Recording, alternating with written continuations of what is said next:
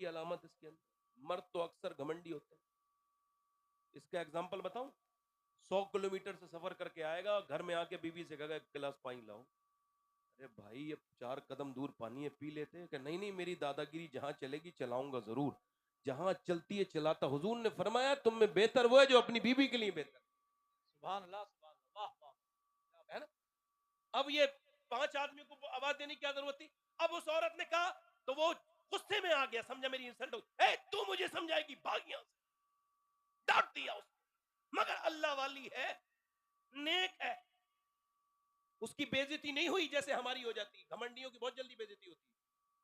देखो नहीं, मुझे फला ने सलाम नहीं किया, मेरी बेइज्जती कर दी। अरे तो तू कर लेता ना। क्या बात है, वाह वाह वाह वाह वाह वाह।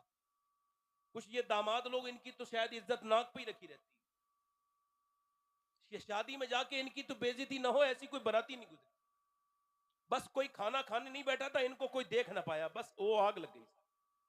ये दामाद है कोई इबलीस का कोई फर्जंद है? कौन है ये? कौन है बदतमीज ये भाई? ये इसको सलाम भी, ये खुद मेरे सलाम नहीं किया मुझे। अजीब बात है, घमंड का पुतला लिए बैठ यार। सलाम करना, ये जब हुजूर मेराज में गए तो सलाम किसने किया पहले?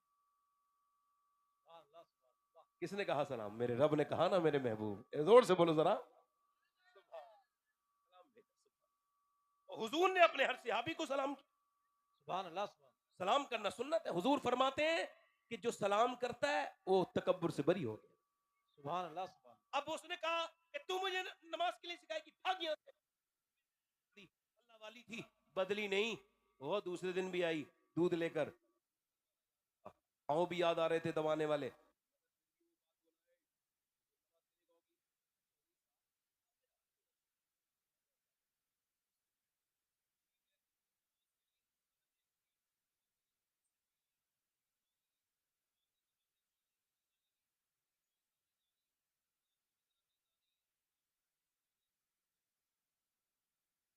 ना और गुस्सा ना हो जाना मेरे सरताज। अगर बुरा ना मांगने तो सुबह फजर में उठाऊं, आओ देखा ना ताओ। अचानक जोर से लात मारी, ऊपर पलंग पे बैठी थी, नीचे गिरी, पत्थर में मुंह लगा। मुंह का ये जबान पूरी अब होठ फट गया और यहां से खून के लोथड़े नीचे को गिरने लगे। अल्लाह अकबर। अपने दुपट्टे से अपने मुंह के खून को पोंछ रही है, मगर खून रुकता नहीं है। और फिर अपने सारे सामान जितना भी वो ये उसने कफ और ये प्लेट उठाई और एक भी लफ्ज नहीं बोला, बस मुंह पे अपना दुपट्टा रखा, नीचे को मुंह किया, आंखों से आंसू गिरे। मगर न जाने कितनी नेक माँ की बेटी थी वो, जिसने ऐसी अपनी बेटी की तरबियत की थी। और कहाँ गई वो ऐसी औरतें जो अपने आदमियों को बदलने के लिए इस हद तक सब्र के लिए तैयार थी। एक लफ्ज भी नहीं बोला। न जाने कैसे नेक और अजीम शान बाप की बेटी थी वो, चली गई, एक लफ्ज भी नहीं बोला, मगर आती रही और जाती रही, गालियां भी खाती रही। एक दिन चौधरी जब गालियां भी खाती रही, चौधरी ने उसे एक दिन देखा और देखने के बाद कई हफ्तों के बाद बोला, चौधरी ये बता कि तुझे मैं मारता हूं, गाली बकता हूं, ठोकरे मारता हूं, तू फिर भी बार बार आती है, ये बता तुझे मुझसे लालच क्या है? चौधरी की बेटी है, तेरा बाप नामवर चौधरी इज्जतदार घराने की लड़की है, तेरी रोज बेइज्जती करता हूं, गालियां देता हूं, पूरा घर देखता है, फिर भी तू मुझे नमाज के लिए क्यों कहती है? कह लगी, चौधरी साहब मैं नमक हराम नहीं हूं, नमक हलाल हूं। वाह वाह वाह वाह, क्या कह, तेरे घर में रहती हूं, तेरा नमक खाती हूं चौधरी। चौधरी अगर तेरा नमक खाती हूं, मेरे नबी फरमाते बेनमाजी जब मरेगा उसको इतनी प्यास लगेगी सातों समंदर का पानी भी पी ले, उसकी प्यास नहीं बुझेगी। जो अपने रब के सामने झुकता नहीं, उसके सामने सजदा नहीं करता, जो अपने रब के अल्लाह के सामने नमाज नहीं पढ़ता, बेनमाजी जलील होके मरेगा। बेनमाजी कयामत के दिन फिरौन और नमरूद के साथ खड़ा होगा। ए चौधरी बात यह है, मुझे फिक्र है अपनी नेक्स्ट जनरेशन की अगर तू बेनमाजी रहा तो फिर मेरे बच्चे भी जहन्नमी बनेंगे, बड़े होके वो भी नमाज नहीं पढ़ेंगे। बस इसी लालच में पिटती हूँ, गालियां खाती हूँ, सब तकलीफें सहती हूँ, मगर चौधरी कभी मैं तुझे तुझे तेरे पास आती हूँ, मुझे और कोई लालच नहीं। उसने नजर नजर में ही ऐसे भले सुखन कहे, मैंने तो उसके पाँव में सारा कलाम रख दिया। औरत आगे बढ़ी और जब औरत की ये बात सुनी तो उसके दिल में रहम आया।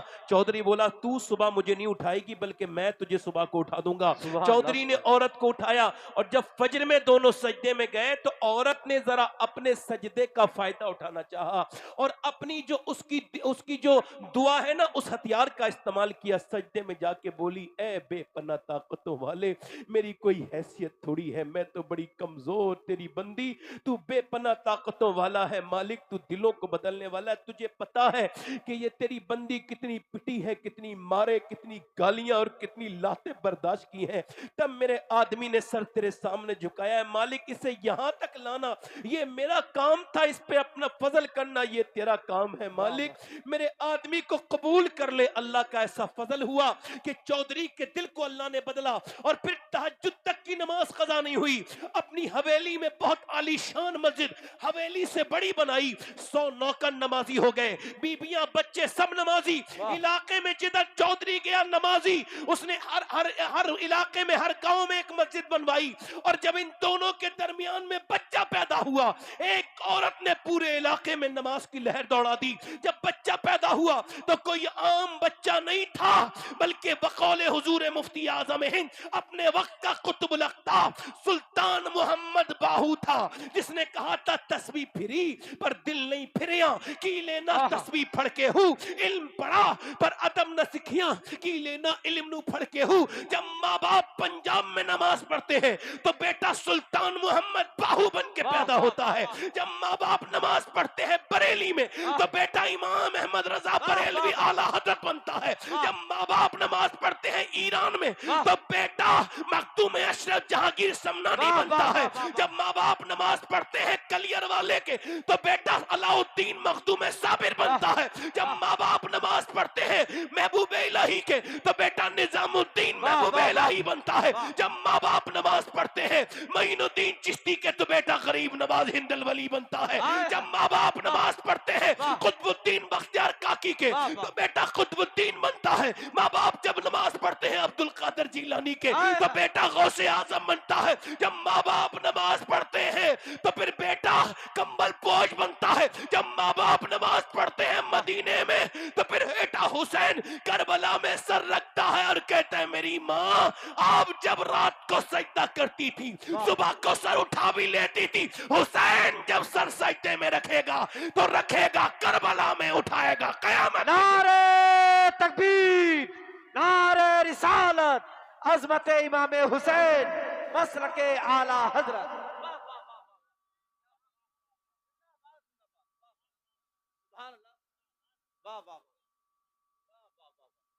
मेरी आंखें उन माओं को ढूंढ रही हैं, तलाश कर रही हैं, कहां गई वो बेटियां जिनके दिलों में दर्द था। आप लोग जितना शोर कर रहे हैं ना, इसका हिसाब कयामत के दिन ना दो तो कहना फिर। ये हुजूर का जिक्र है, आप इसको मजाक में ले रहे हो। अभी आपके सामने कोई डीएम आ जाए, आप 2 मिनट के अंदर कांपने लगोगे।